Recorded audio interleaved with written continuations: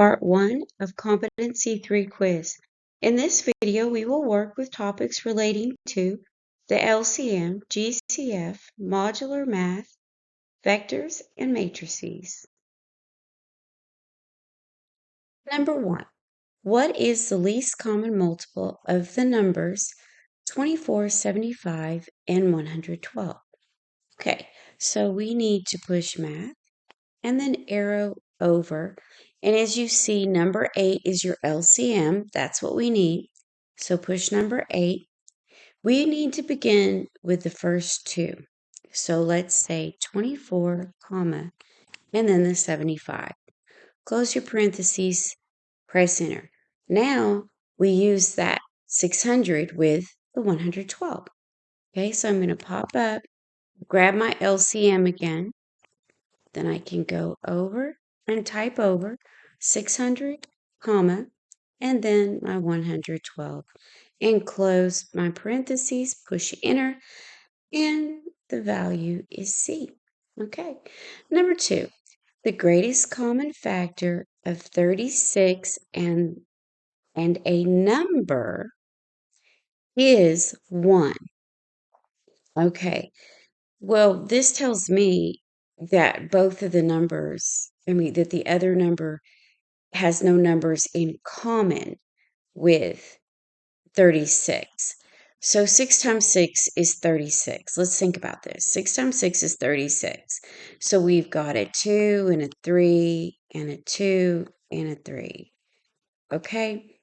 Now, if the only thing they have in common is, then this other one must be 1. Of course, 36 is times 1, right? So this implies that the other one could be 1 times 5 times 7. It could be any other prime numbers, but it cannot be 2 or 3. So let's look at our options. A says it has no common prime factors with the number 36. Well, that's the one that I'm going to go with in my mind because that's what I see as being the definition. Okay, you write this 7 a little better. It has to be any prime number that isn't 2 or 3. But let's look at B. It must be greater than 36. Well, that doesn't satisfy that definition. So it doesn't make sense when you think about what it means to be the greatest common factor. And C says it must be less than 36. That doesn't jive with the definition.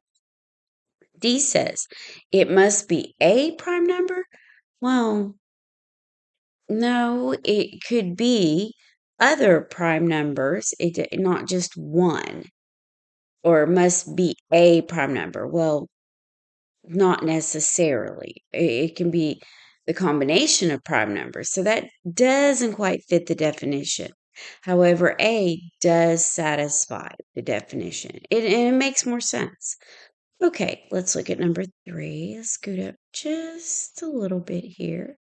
Number 3 says, if 41 is congruent to 6 mod x, which one of the following numbers could represent the value of x?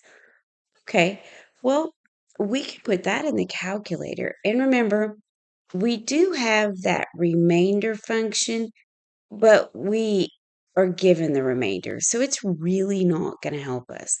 What will help us is in our y sub 1, using our y equals, we can put in 41. Oops, got to write the whole number there. Okay, 41 minus the 6 over the x, okay? And then we can verify each of our options, okay? So let's go y equals, okay, we already have a fraction set in there. So let's use it. It's already set up. So 41 minus the 6. Then I'm going to arrow down and put in my x.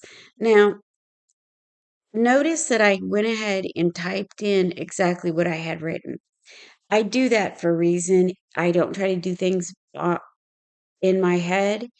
I just write down what I know what I'm forming because it just eliminates mistakes, okay? And when you guys are looking at it, you're like, okay, we have entered what she wrote. Let's think about what she wrote. Okay, but anyway, let's move on.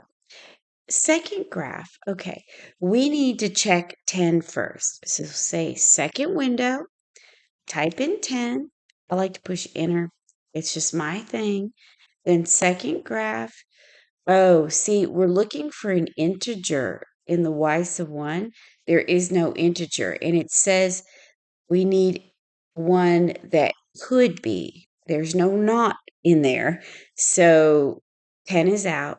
It's not going to work. Let's go to 9.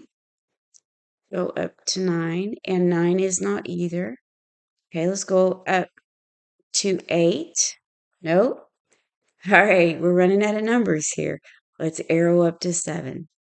And yes, thank goodness 7 works. Now think about it. 41 minus 6 is, so is that going to work? 41 minus 6, that's going to give us 40. Oh, I don't know if I buy that. But yeah, I know that it's correct. It says it has to be mod 7. So let's do it on let's do this instead of trying to do it in our head, okay? Let's make ourselves believe this. 41 minus 6. Oh, that's 35. Okay, yeah, I can believe it.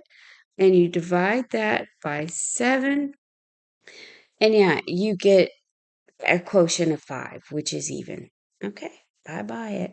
Sometimes when I'm looking at things, I'm tired, I might not see it. So if you can verify your answer quickly on the calculator in 2 different ways, it's beneficial. That way you can mark off that question. Definitely, I verified it in 2 ways. I know that I don't have to go back to that question. Okay, number 4. Using mod 9, modulo 9, which one of the following is not a number of 2? Okay, so here's what your setup needs to be. This is what they're trying to say. They're trying to say x is congruent to 2 mod 9.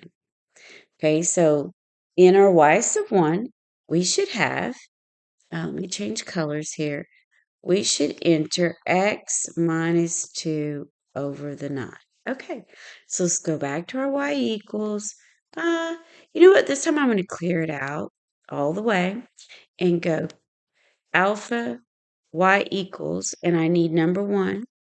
Okay, now I can enter x minus 2 and go down, and I'm going to enter 9. Okay, now what do we need to check? Well, looks like we need to check, let's start with negative 25. Okay, let's see what happens. All right, so go second window, minus 25. Okay, second graph. Ooh, 25 does look like, oh, look. Let's read the whole question. Using modulo 9, which one of the following is not a member of the congruence class? That's what that means. Congruence class of 2. Okay. So looks like we can mark off negative 25 because it is in the congruence class. Okay, well, let's just arrow down real quick to negative 18. Okay, negative 18 is not in the congruence class, but let's look at 20. So go second window, type in your 20. Okay, second graph. Okay, it is in, so we don't want it. We want the ones that are not. Looks like B is still in the running. Let's check 38. So second window, type in 38 and enter. And second, oh, that enter I do, you noticed it's out of habit. So I already pushed second, then graph. Okay, and 38 is a member of the congruence class of 2 with mod 9. So obviously B is the only one that is not. So that's the option that we need. Okay, let's look at number 5. Given y equals 5 mod 11, which one of the following numbers could represent 2x? Okay, they're saying that these numbers are all equal to 2x. So what do we need to do here first? We need to go to this. Okay, what do we really need to look at? Well, we need to say, okay, 54 divided by 2. Well, that's 27. And 16 divided by 2 is 8. And from that, we can see that negative 16 would be negative 8. And we can see that negative 54 is negative 27.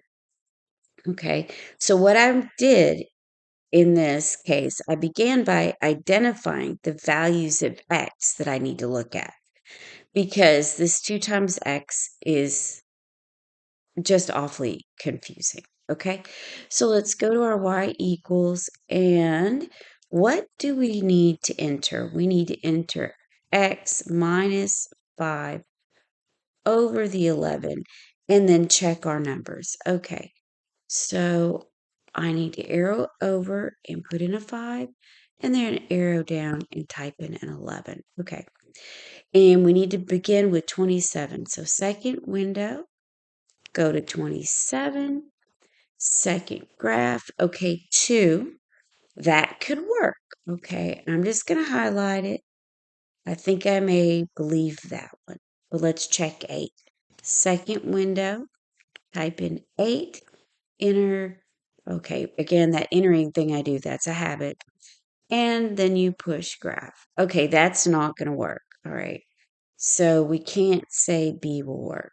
Let's check negative 16. So second window, negative 16. And then second graph. Nope, that won't work. Now let's try negative 27. So second window, negative 27, and then second graph, and no, it does not work. So obviously the option that satisfies is A, with 2 times 27 equals 54. Okay, this is the last question in this first part of Competency 3 quiz questions. And thank you for making it to the end of the video. And if you've watched any other videos, it is greatly appreciated. Now, if you haven't subscribed, please consider, so we can continue to make videos. We have a lot of ideas in the works, but we need a little support with liking, sharing, and subscribing. And you know what, guys? Once again, I have to say it. I'm rooting for you, and happy testing.